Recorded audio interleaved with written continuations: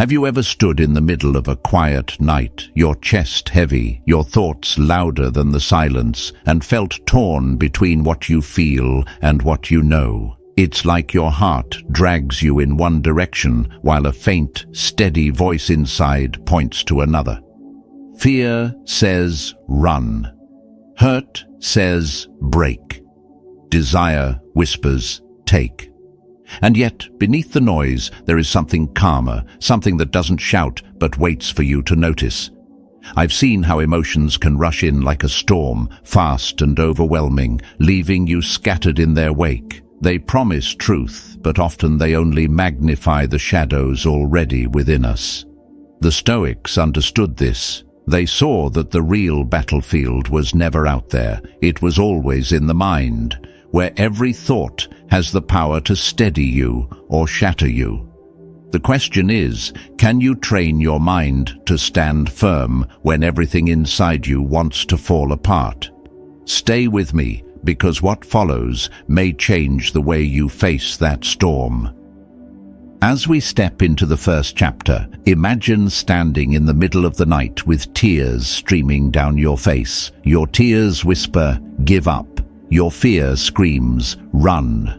Yet beneath the noise, a quieter voice waits. It doesn't rush. It doesn't panic. It says, "Stand, think, trust." That voice is not loud, but it is steady. And in the silence of your mind, it asks you to decide which master you will follow, the chaos of emotion or the clarity of thought. Now, more than ever, we are being shaped by what we feel rather than by what we know. A careless scroll on your phone becomes a storm in your chest. You compare your life to illusions on a screen, and peace slips through your fingers. You feel overwhelmed, and you call it truth. You feel unworthy, and you assume that must be who you are. But pause and ask, what if your emotions are lying to you? What if the real storm is not out there at all, but raging inside your own mind? The Stoics spoke often of this hidden battlefield. Marcus Aurelius reminded himself daily, "You have power over your mind, not outside events. Realize this, and you will find strength." The ancients knew that victory does not begin with armies or wealth, but with thought. The scriptures echo the same wisdom. Guard your heart with all diligence, for out of it are the issues of life. Life flows not in the direction of feeling, but in the direction of thought.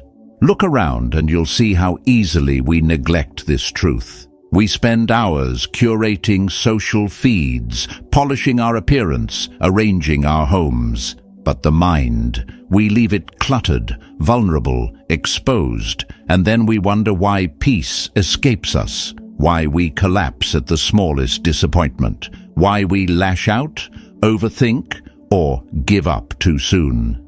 Could it be that we have trained our emotions to shout louder than our reason? Feelings were never meant to be the compass. They are signals, not maps. Only disciplined thought can do that. Truth becomes a weapon only in the hands of a mind trained to wield it. Without training, confusion reigns, and the enemy of your life does not need to destroy you outright. He only needs to keep your thoughts clouded. For if he can hijack the mind, your emotions will follow, and your choices will unravel. Still, there is good news. You can train your mind. You can learn to think with clarity, to build discipline stronger than your mood swings. You can develop the kind of inner muscle that holds peace, even when the world fractures around you. But it requires a choice. You must stop babysitting your feelings as if they are kings. You must begin building your mindset like a soldier fortifying the gate of a city, daily, diligently, decisively. I remember a friend who lived as if emotions ruled every corner of his life. Joy one day, despair the next, inspired in the morning, crushed by nightfall. He dressed well, spoke well, looked strong, but the fortress inside was unmanned. When trouble came, he collapsed, not because the blow was unbearable, but because he had built no guard inside. Contrast that with another man I knew, quiet, steady, often overlooked. He had practiced the discipline of thought. When insults came, he did not crumble. When setbacks arrived, he did not retreat. He endured, and in his endurance, he grew stronger than those who seemed more gifted. This is the choice before each of us. Will you live led by feelings or led by reason? Will you hand the wheel of your life to emotions that shift with every breeze, or will you steady the course with a mind disciplined by truth? Imagine driving a car with your emotions in the front seat. The path is inevitable, a crash. But when the mind holds the wheel, renewed and sharpened, even if the emotions shout and try to swerve you off course, you remain steady. Seneca wrote, "We are more often frightened than hurt, and we suffer more from imagination than from reality." He understood what we often forget, that emotions exaggerate shadows into monsters. Without discipline, we mistake illusions for truth. But with training, we see clearly. We respond with calm. We move forward with purpose. So let me say this plainly. If you want peace, train your mind. If you want peace, focus, or breakthrough, train your mind. No one else can do this work for you. Fortune may equip you, God may guide you, life may test you, but no one will override your thought life. That is your territory.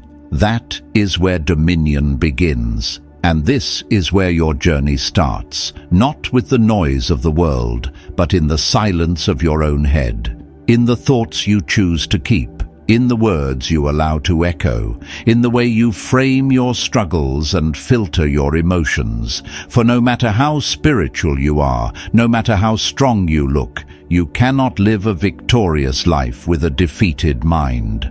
So today, I challenge you, not just to feel inspired, but to think differently.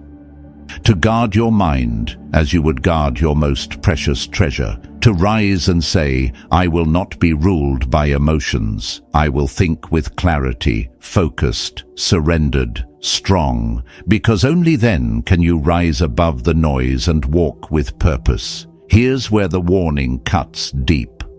We live in a culture that glorifies feelings. It tells you to follow your heart, trust your vibes, move with every emotional tide. But most never stop to realize the tide carries all who drift, and it never asks where you want to go. If you do not choose the helm, you will be carried into wreckage. That is the sobering truth. And from here, we must face the next question. What happens when we allow emotion to rule unchecked?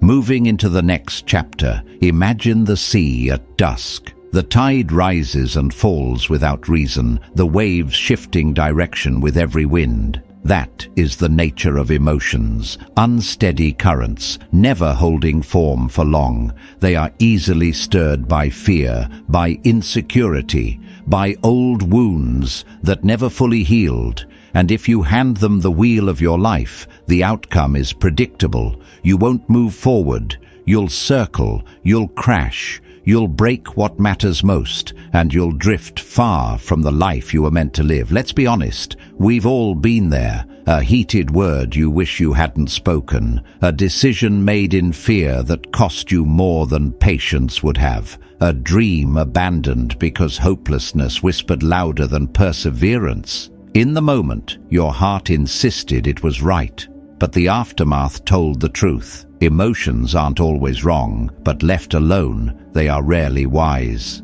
This is where the danger lies. When the mind is untrained and the emotions are unchecked, life becomes unstable. On the surface, it looks like mood swings, but underneath, it is the structure of thought itself collapsing. That's why wisdom, whether from Stoic journals or sacred texts, never commands us to trust every feeling. Instead, it calls for the renewal of the mind, for clarity, for discipline. Marcus Aurelius once wrote in his Meditations, "The happiness of your life depends upon the quality of your thoughts, not upon how intensely you feel, but upon how deeply you govern your inner reasoning." The same truth echoes across centuries. Transformation begins in the head, not the heart. Your emotions may try to follow, but the mind sets the course. Jeremiah warned long ago, "The heart is deceitful above all things," and though his words came from another age, they hold today. How many lives have been undone by the advice, "Just do what feels right"? How many futures surrendered to the instability of the moment? To let emotion lead is to hand your destiny to something unstable, something as fleeting as the tide. Think of the weight of this. Can you build a strong relationship if every disagreement becomes collapse? Can you build wealth or discipline if every setback sends you into panic? Can you pursue growth if every inconvenience feels like disaster? The answer is clear. Emotions do not build. They react, they flare, they fade. It is the trained mind, the disciplined, renewed, steady mind that builds with truth instead of triggers. I have watched it with my own eyes. Talented men and women, gifted beyond measure, lose everything because their emotions betrayed them. Doors that their skill had opened were slammed shut because anger, fear, or despair walked in first. I've seen people filled with calling, people burning with potential, sink into depression or addiction, not because they were weak, but because they never learned to stand when their emotions screamed loud. If we are going to grow, if we are going to walk in purpose, we must face this directly. Emotions are real, yes, they are part of being human, but they are not reliable guides. Seneca warned that a man is as wretched as he thinks he is. What he meant was simple. Feelings may convince you of despair, but it is the thought that seals the fate. The battlefield has always been the mind, and so here is the pivot. Emotions are not evil. They were never meant to be erased. They are part of the soul's expression. Even the strongest felt them.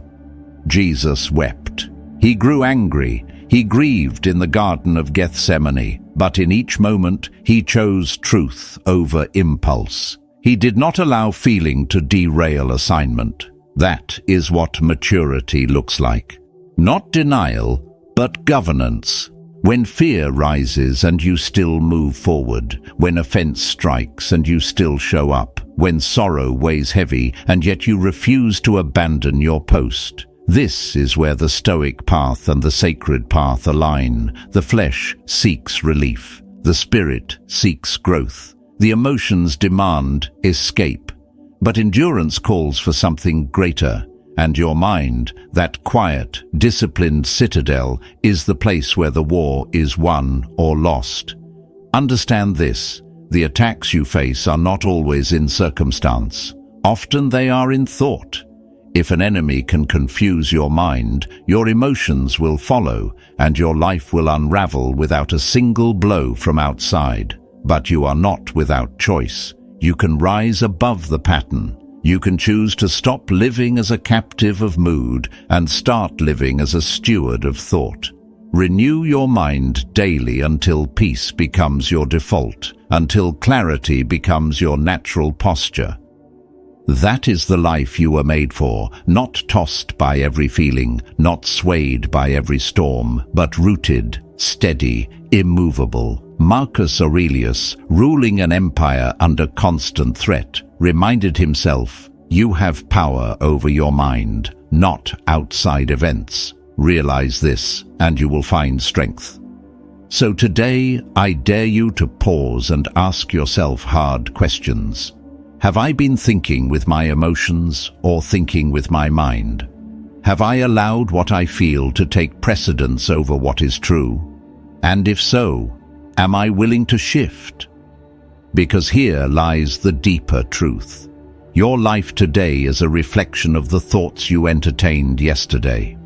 Your decisions, your peace, your relationships, all of it flows from the state of your mind. Not from how gifted you are, not from how emotional you are, from how trained your mind has become. And as you let that truth sink in, remember this: you cannot control the waves, but you can learn to steer. And the one who learns to steer becomes unshakable, no matter the storm. Advancing to the third chapter, imagine a ship at sea caught in a sudden storm. The waves rise higher than the mast. The wind tears at the sails, and every instinct in your body screams to abandon course. In that moment, it doesn't matter how elegant the ship looks or how experienced the crew is. What matters is the anchor. Either it holds or everything drifts into chaos. This is what life does to us. The diagnosis comes, betrayal cuts deep, the money dries up, and suddenly your chest tightens. Your heart wants to panic. Your nerves beg you to quit. Your tongue aches to lash out. In that moment, it is not your education or even your experience that will carry you through. It is the state of your mind. If you have trained it, you stand. If not, emotion takes over and drags you where you never meant to go. The Stoics understood this long before us.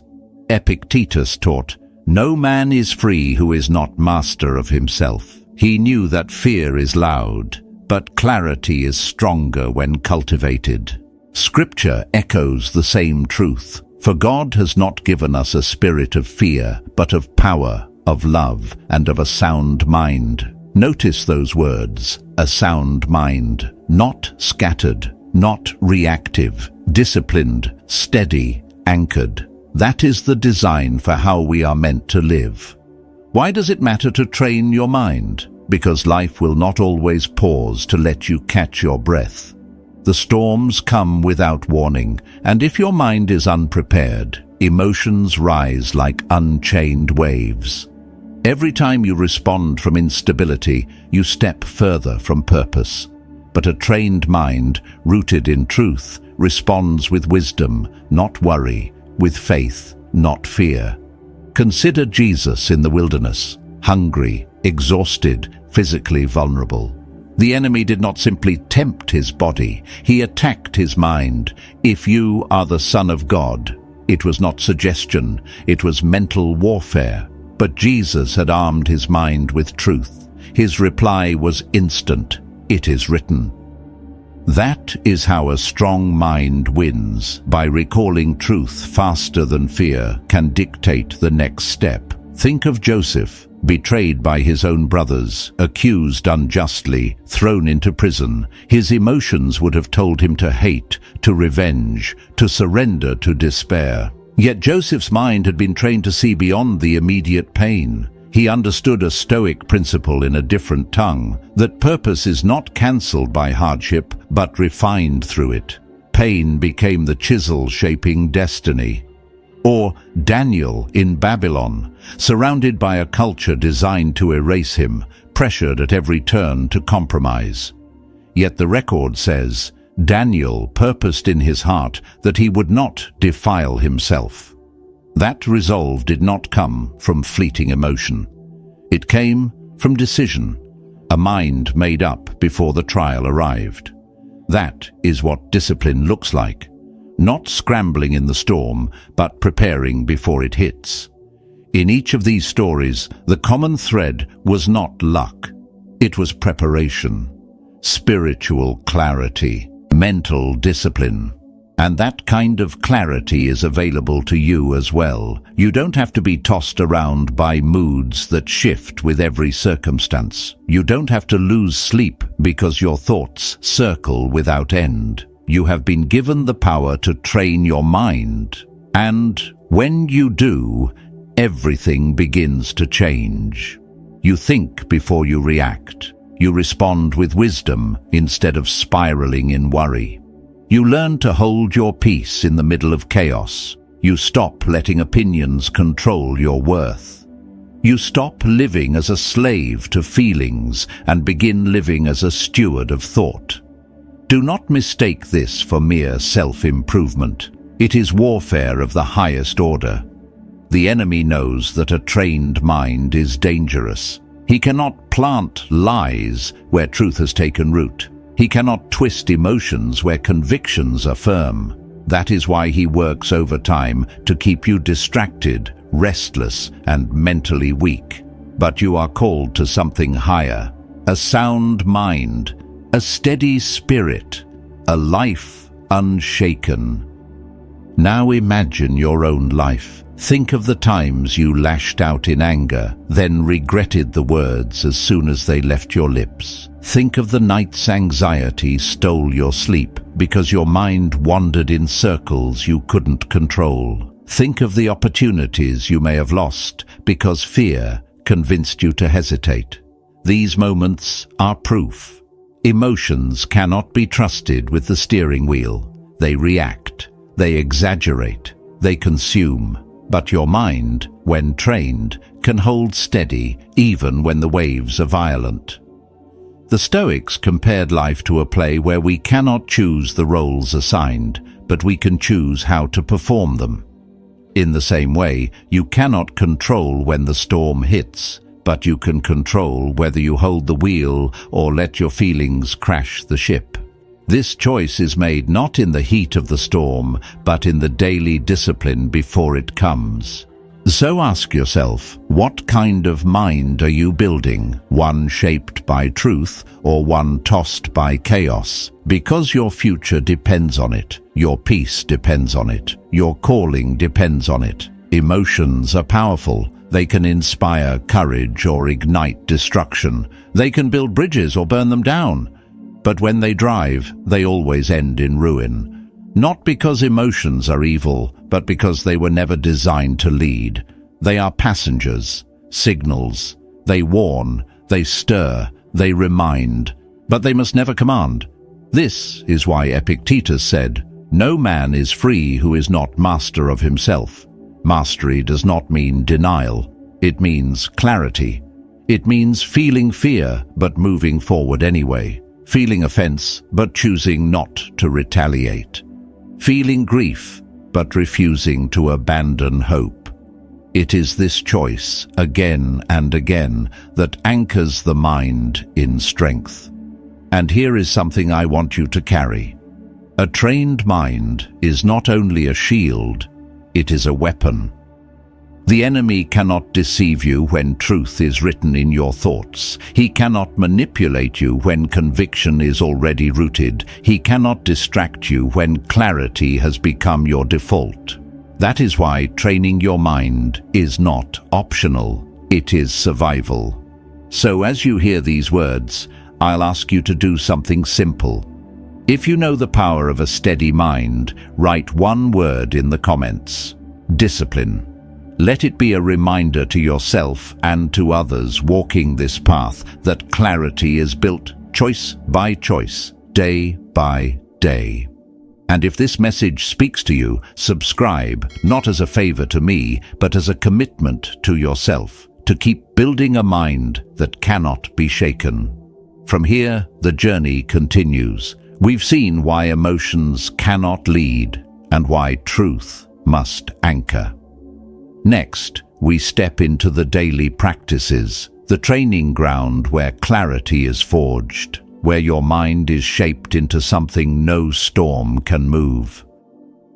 Entering this next chapter, imagine watching someone walk away from everything that mattered in a single heated moment. A spouse storms out of a marriage over one offense. A friend burns a bridge in anger, only to live with regret long after the fire has died. A dreamer abandons years of vision because discouragement convinced them they were never enough. This is what life looks like when emotions rule. It's not just noise inside the heart, it's broken decisions carved into destiny. I've seen it with my own eyes. A man gifted with talent walked away from opportunities because his feelings told him he was finished. A woman full of calling hid in shame, convinced her worth was gone. Another, strong in spirit, destroyed relationships meant to bless her because anger consumed her. None of them lost because the enemy was stronger. They lost because they surrendered their minds to a moment of weakness. Here's where the sobering truth cuts deep. Feelings change. What overwhelms you today might mean nothing next week. What looks hopeless now could be the very doorway to a new beginning. But when the mind is unanchored, emotions drag you back and forth until you no longer know which way is forward. One day confident, the next crushed. Fired up in the morning, defeated by evening. It is like James wrote, "The one who doubts is like a wave of the sea, blown and tossed by the wind." Such a person is unstable in all they do. That instability is more than mood. It infects the course of your life. You start what you never finish. You trust deeply, then resent quickly. You lift your hands on Sunday and fall apart by Tuesday. And here's the sting. It's not a flaw in personality. It's a failure of discipline in thought. Your emotions have become the master, and your mind staggers behind, struggling to keep up. The Stoics saw this centuries ago. Seneca warned, "A man is as wretched as he thinks he is." And Epictetus taught that no one is free who is not master of himself. They knew that when feelings sit on the throne, reason is dethroned and freedom is lost. The tragedy is not in feeling, it is in obeying feelings as if they were truth. Think of the countless times people confuse emotional highs with strength. They cry in worship, but collapse at the first real challenge. They feel empowered at a gathering, but a single message can undo them. Why? Because the spirit may be willing, but a weak mind cannot guard it. Emotions become saboteurs, turning every assignment into wreckage. Let me say this with clarity. Emotional living is expensive. It costs peace. It costs time. It costs relationships. Sometimes it even costs years of progress you can never buy back. Every time you hand decision-making over to feelings, you pay a price. You stay longer than you should in some places. You leave too quickly from others. And when you finally look back, you realize the best was within reach, but you never had the steadiness to grasp it. So, what is the way out? You retrain the mind to lead. You learn to pause before obeying the surge of feeling and ask, is this truth, or is this my mood speaking? You let reason step in where emotion tries to reign. You invite clarity to interrupt chaos. That is how freedom begins, by refusing to hand the throne of your life to whatever emotion happens to scream the loudest. This doesn't mean you will stop feeling. No Stoic ever denied the presence of emotion. Marcus Aurelius himself admitted to anger, grief, and longing.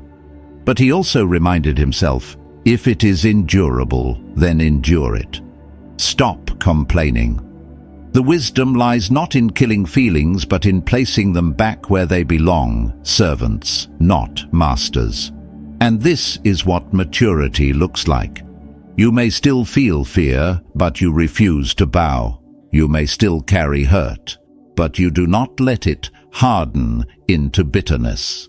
You may feel the sting of disappointment, but you choose faith anyway. That choice, small, steady, repeated, becomes the proof of strength. That is what makes you unshakable. Life will always hand you reasons to feel off balance. People will wound you. Situations will betray your hope.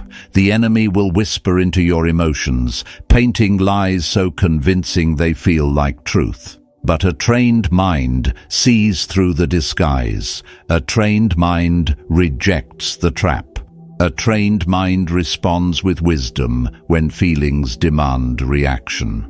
I recall a young man who built his life on talent but ignored discipline, Every setback pierced him, every delay threw him into despair. He cried out for strength, but refused to build the one thing that could carry him through, a trained mind. He thought passion would be enough, but passion without steadiness is like fire without a hearth. It blazes bright, then burns out, leaving nothing but ash.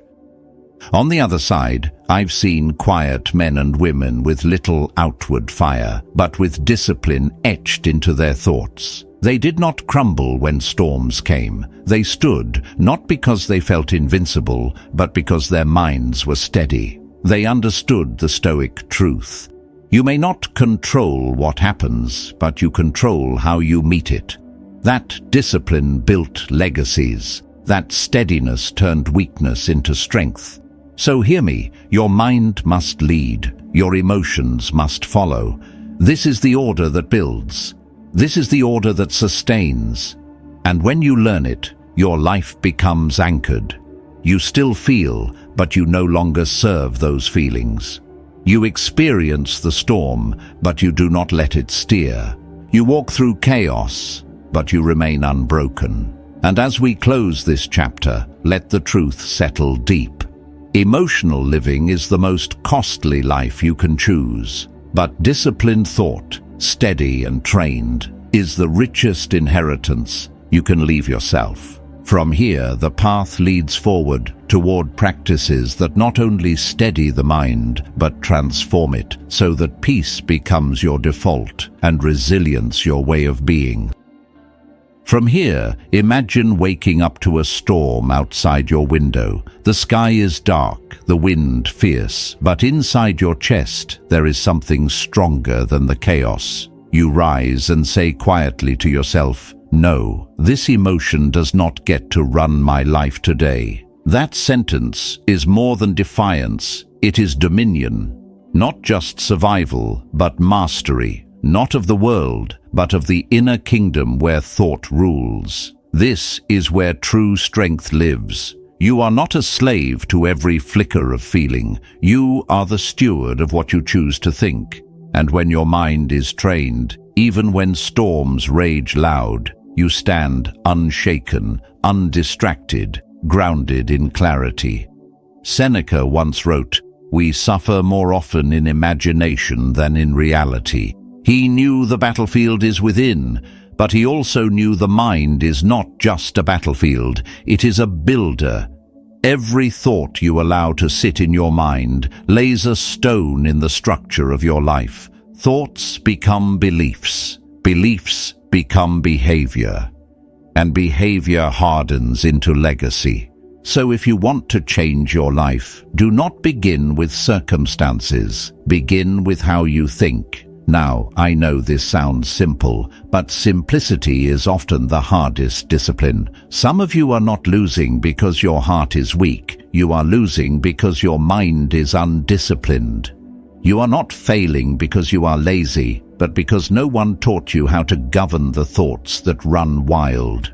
You try to focus, but your mind wanders. You try to rest, but anxiety drags you from silence.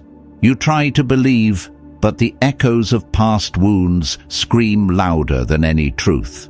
This is not weakness, this is war. Epictetus taught, it is not things themselves that disturb us, but our opinions about them. The Stoics understood what Paul wrote centuries later. Take captive every thought, not entertain it, not replay it 50 times. Take it, bind it. Refuse to let it dictate, because once you allow every thought to wander unchecked, the city of your mind is left undefended.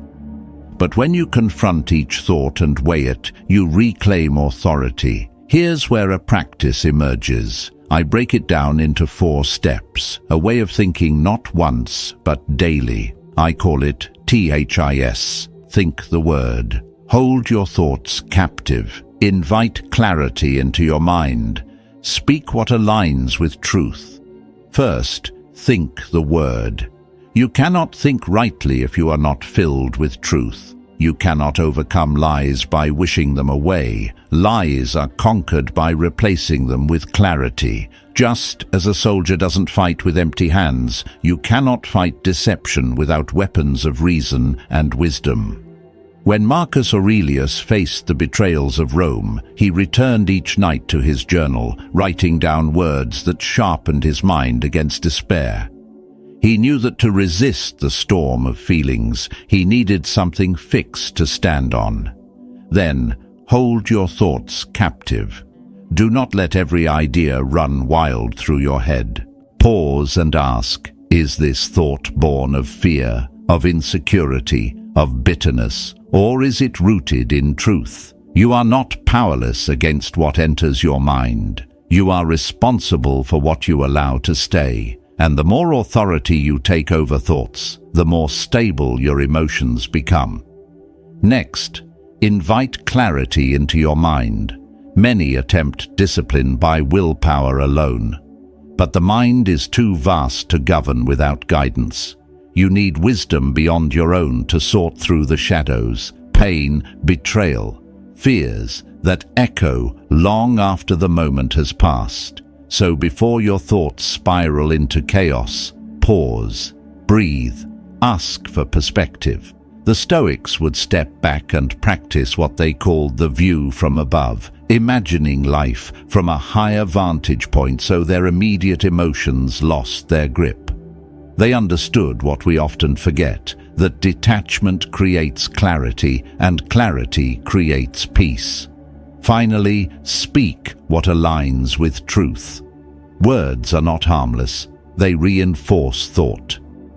Every time you speak fear, you strengthen it. Every time you speak doubt, you dig deeper roots of despair. But when you speak clarity, even if you don't feel it, you begin rewiring your own mind. Marcus Aurelius wrote, not because he needed an audience, but because he knew the words he repeated to himself would sculpt his inner life. In the same way, what you speak again and again etches grooves in your mind. And here is where the test deepens. Some of you carry real wounds, real betrayals, real losses. And the thoughts are loud, but let me tell you, loud does not mean true. Fear may feel real, but that does not make it right. Emotion may be valid, but it does not deserve command. You still hold the choice. You can still build. When you begin to think clearly, to hold lies captive, to invite wisdom in, and to speak in alignment with truth, something inside shifts. The chaos outside doesn't disappear, but it no longer directs you. Your first instinct is no longer panic, but presence. You don't spiral, you steady. You don't break, you breathe. This is not denial of feeling, it is the placement of feeling in its rightful place, a servant, not a ruler. A friend once told me he kept losing battles to anger. Every slight became fire, every offense became an explosion. But one day he began to practice pausing, not suppressing, not excusing, but pausing long enough to ask, is this emotion worthy of my action? That pause became his weapon. In time, he learned to respond with a measured clarity instead of reaction. And that changed his life more than any outward victory could. This is the strength that endures. The mind steady enough to face storms without being swept away. The spirit disciplined enough to feel, but not bow. That is not just maturity, it is mastery. So as we close this part, remember, your mind is both a battlefield and a builder. Every thought you entertain is a stone laid in the house you will live in tomorrow. Build with wisdom. Build with steadiness. Build with discipline, because from here, the journey moves deeper toward learning how to carry this strength into the hidden corners of your daily life, where storms rise without warning and only a trained mind can keep you unshaken. At this stage, imagine standing firm when the winds of chaos beat against your chest. Suddenly, you are no longer a slave to every emotional wave. You don't retreat when life presses hard. You don't make permanent decisions in temporary feelings. You become steady, unshaken, even dangerous to the forces that once toyed with your peace. Why? Because your mind has been trained, and a trained mind, as both Stoics and sages knew, is a weapon no enemy can disarm. If you want a strong body, you don't lie in bed and hope for muscle. You rise, you strain, you sweat. The same is true for the mind. It doesn't grow sharp in the soft cushions of emotional comfort. It sharpens against resistance, against practice, against discipline. Marcus Aurelius reminded himself, "You have power over your mind, not outside events." Realize this, and you will find strength. Strength doesn't arrive by accident, it's forged. This is where the quiet work begins. The world calls for noise, but transformation starts in silence. Real breakthrough doesn't come when you cry about your situation. It comes when you rise with intention and confront your patterns. The enemy of your peace is not always what happens to you. Often, it's how you have trained yourself to think when no one is watching. Even King David felt it. In Psalm 42 he cries, "Why are you cast down, O my soul, and why are you disquieted within me? Hope in God." A man after God's own heart, yet even he faced moments when his emotions rebelled. But notice what he did. He spoke back. He didn't allow his feelings to sit in the throne room of his life. He answered them with truth. He fought, and that is what you must do. Stop letting thoughts dictate your days unchecked. Begin to speak life into your own soul. Seneca said, "We are more often frightened than hurt, and we suffer more in imagination than in reality." The Stoics, like David, understood the same war. The mind must not only observe thought, but discipline it, and that discipline is not a single prayer, nor a one-time retreat. It is repetition. It is a workout of the spirit and the mind. Daily practices become your armor. Fasting to quiet the endless appetites, meditation to center thought, journaling to clear the clutter, silence to test your endurance, memorization of words that remind you who you are. These are not lifeless rituals. They are weapons forged in the fires of repetition. Every time you practice, you tell your mind, you no longer belong to fear, you belong to truth. Joshua 1:8 says it plainly, "Meditate day and night, not once a week, not when you feel like it." Discipline is not built on convenience. It is built on constancy. And that is why most people fail. They wait to feel ready before they begin. But readiness never arrives. Discipline is built by stepping in when every fiber of your body resists. Let's be real. You won't always feel like opening your journal after a long day. You won't always feel like sitting in silence when the world screams for distraction. But that is when training speaks. That is when you decide not to surrender to the easy path. The Stoics would wake each day reminding themselves of death, not to despair, but to sharpen the urgency of living rightly.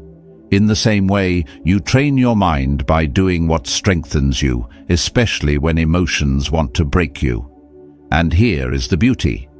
When you commit to this rhythm, something inside begins to shift. Your first instinct is no longer panic, but presence. You no longer spiral. You center yourself with reason, with clarity. You no longer break. You breathe, recalling the truths you planted within. The world may call this self-mastery, but it is more than that. It is alignment between reason, discipline, and the higher order of life itself. I remember a season when I was drowning in unrest. Anxiety had tied knots in my thoughts. I couldn't focus. I couldn't rest. I tried drowning it out with noise, with busyness, with distraction, but nothing changed until I returned to the basics. I shut it all down. I opened the page. I wrote honestly. I sat in silence. I faced what I feared, and slowly the storm inside began to quiet. My emotions did not vanish, but they bent. They submitted. The volume of panic lowered, and clarity returned. From that clarity, I found strength again. This is not denial of feeling. It is dominion over it. Not fake positivity, but trained, tested thought. The kind that doesn't crack when pressure comes. The kind that doesn't bend every time wind changes. The kind that carries the weight of destiny, because it has been forged in discipline. Here's the challenge. Don't just nod at these words. Build rhythm. Build practice. Create daily space where your mind is taught, sharpened, and reminded who commands it. Do not treat this as ritual. Treat it as armor, because the world will always test you. People will always offend you. Your body will always feel tired. But if your mind has been trained, nothing can shake the fortress within. And so the question stands, will you live as a slave to every wave of feeling? Or will you forge a mind that stands like stone in the storm? From here, we step into the next chapter, learning how trained thought reshapes not only your private life, but how you face the triggers that strike without warning. Let's step into the next chapter, the place where theory collides with life. The ordinary days when something small breaks through your calm and takes over your mind. You were having a good day. The morning light was steady, your thoughts were clear, and you felt in control. Then it happened. One comment slipped through. One message arrived with the wrong tone. One glance from someone you care about cut deeper than you expected. And just like that, your peace was gone. Your heart raced. Your mind replayed the moment again and again. You weren't thinking clearly anymore. You were reacting. This is what it means to be triggered. Emotional hijacks don't always announce themselves with great storms. Sometimes they sneak in like a whisper, but the damage feels just as real. Here's the truth. Triggers are not proof that you've failed. They are signs. Signs that there is still healing to be done, that boundaries still need to be built, that the architecture of your thoughts is still being shaped. And though the hijack feels overwhelming, you are not powerless. You can train your mind to override the ambush. Now imagine yourself standing in that moment, heat rising in your chest, your first instinct to lash out or retreat. This is where the Stoic discipline reveals itself. Epictetus wrote, "It's not what happens to you, but how you react to it that matters. The insult, the slight, the wound, those belong to others. The reaction belongs to you." A trained mind pauses. It whispers back, "Not this time." That is the difference between slavery to emotion and mastery of the self. Your feelings may want to seize the wheel, to drive you into overreaction, shutdown, withdrawal, or retaliation. But wisdom steps in and says, "I will not lose my peace over something already beneath me." The ancients understood this conflict well. Marcus Aurelius, burdened with the weight of empire, reminded himself daily, "You have power over your mind, not outside events." That wasn't philosophy for the page. It was survival for the man carrying the world. For him, as for us, the mind had to remain the ruler, or else the throne would belong to chaos. Think about it. How often has one word thrown you back into places you thought you'd escaped? A careless phrase revives the wounds of childhood. A wrong tone reopens scars long hidden. A single look makes you feel like you're back in the room you promised you'd never return to. But here is the crucial reminder. You are not who you used to be. Growth has reshaped you. Strength has taken root. You have tools now. More importantly, you have the choice to use them. Even anger, one of the fiercest emotions, can be managed. The old writings tell us clearly, be angry, but do not sin. Do not let the sun go down on your anger. Anger is natural. But it is not a king to be obeyed. Frustration can be felt without becoming destruction. Pain can be acknowledged without being allowed to consume. Maturity doesn't silence feelings, it filters them through wisdom. I once knew a man who was undone by the smallest triggers. A late reply to his message would ignite suspicion.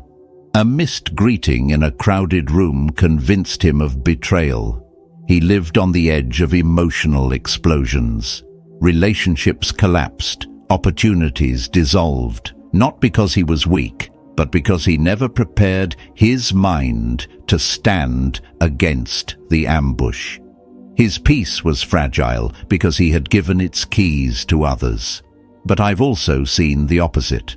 Another man, tested by insult, chose stillness. He felt the sting, but he did not let it decide his response. He waited, breathed, and answered with composure. That one decision preserved his dignity. And more than that, it unsettled his adversary, for nothing confuses those who attack like calm strength in return. This is the hidden power of restraint.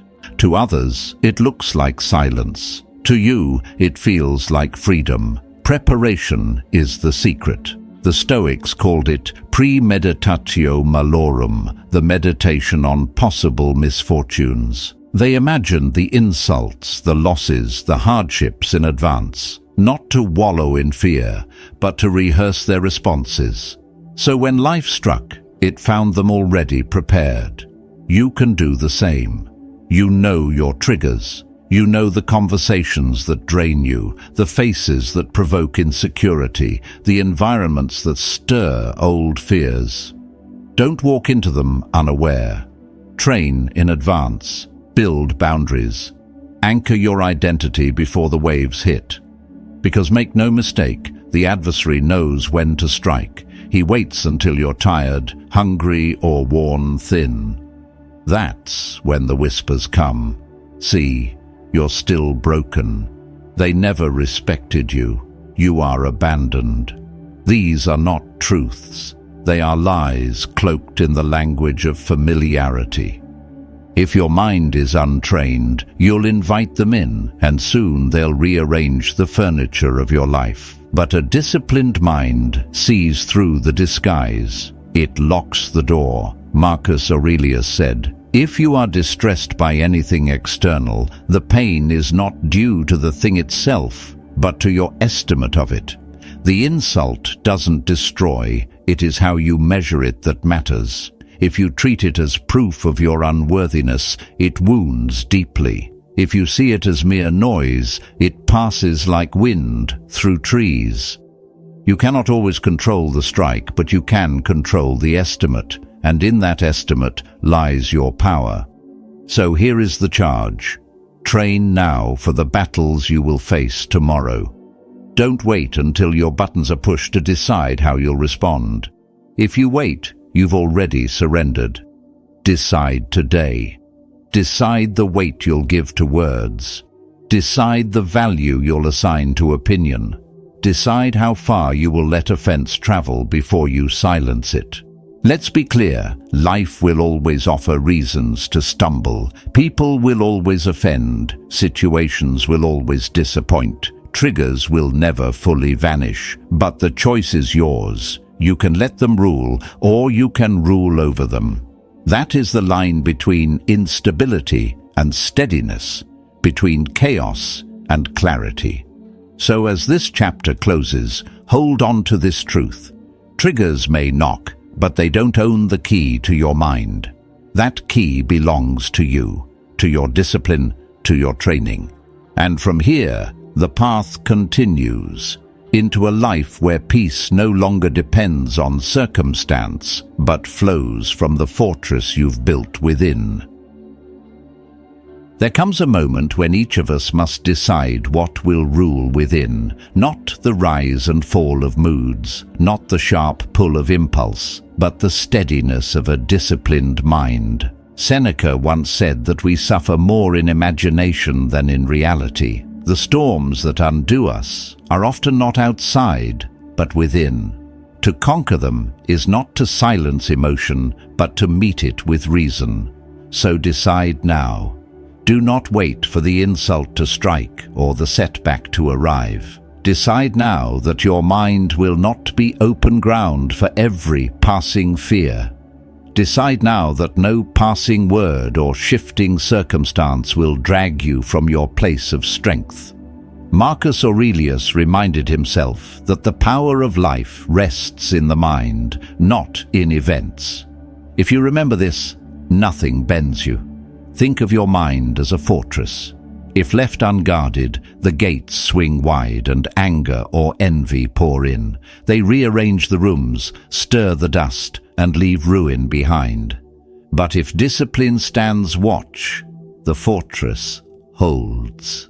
Noise may rage outside, yet within you are unshaken. This is not coldness, it is strength. Look at your days. How often is peace broken by something small, a careless glance, a thoughtless word, a delay you did not expect? And suddenly you are no longer guiding yourself, but being led by emotion. The Stoics called this slavery. True freedom begins when reason holds the helm. This does not mean you must feel nothing. Marcus Aurelius wept. Epictetus knew grief. But they did not obey emotion as master. To feel is human. To govern is strength. Anger may flare, but you need not strike blindly. Fear may whisper, but you can still step forward. Sorrow may press heavy, but you need not collapse. Every day is training. The thoughts you allow become the seeds of character. Lies take root as despair. Discipline takes root as strength. Seneca warned that a man is as wretched as he believes himself to be. The battlefield is not fortune, but thought. I have seen men of great talent lose everything because their emotions ruled them. They had skill, they had gifts, but no steadiness. One word of criticism undid years of work. One delay crushed all resolve. And I have seen others, less gifted in appearance, endure because their minds were trained. They did not crumble when insulted. They did not abandon their path when obstacles rose. They stood, and in standing, they grew stronger than those who once seemed above them. So here is the charge. Guard your mind as a soldier guards a gate. Choose your thoughts with care. Refuse to let feelings become your masters. Place them where they belong, as signals, not commanders. When you drive with emotion at the wheel, the road ends in wreckage.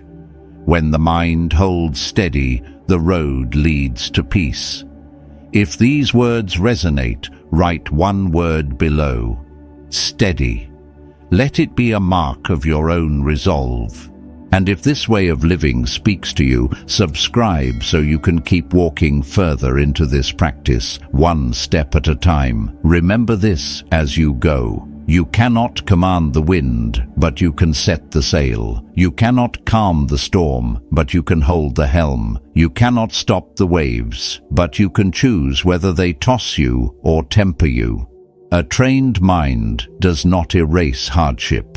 It transforms it. So walk forward with calm resolve. Let your mind be the anchor when waters rise. Let your reason be the light when shadows close in. And prepare yourself, because the next reflection will lead us further into the practices that fortify the citadel within, where no storm can break through.